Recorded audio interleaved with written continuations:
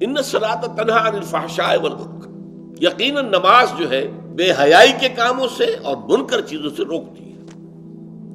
اب کون سی نماز روکے گی؟ ہماری نماز نہیں روکتی۔ کیوں نہیں روکتی؟ ہماری نماز کی روح موجود نہیں۔ روح تو کیا دور آئے گی، ہمیں تو یہی پتہ نہیں ہوتا ہم پڑھ کیا رہے ہیں۔ It's a parrot like repetition, یاد ہے بس پڑھ دیا جلدی سے جلدی کیا اور اللہ خیر سن۔ اور چونکہ اس وقت اس کا آپ کا ذہن جو ہے وہ اس کام میں مصروف ہی نہیں ہے کہ وہ سمجھے کہ آپ کیا کہہ رہے ہیں، لہذا خالی ذہن تو رہ نہیں سکتا۔ اس وقت آپ کے ذہن میں سب مسائل آ جائیں گے، دکان میں فلاں چیز کم ہو گئی تھی، مجھے خرید کے لانی تھی، فلاں معاملہ یہ تھا، فلاں جو ہے جو افسر نے وہ فائل کے بارے میں کہا تھا وہ ابھی تک تلاش نہیں ہو سکی ہے، وہ کرنی، وہ آ جائیں گے۔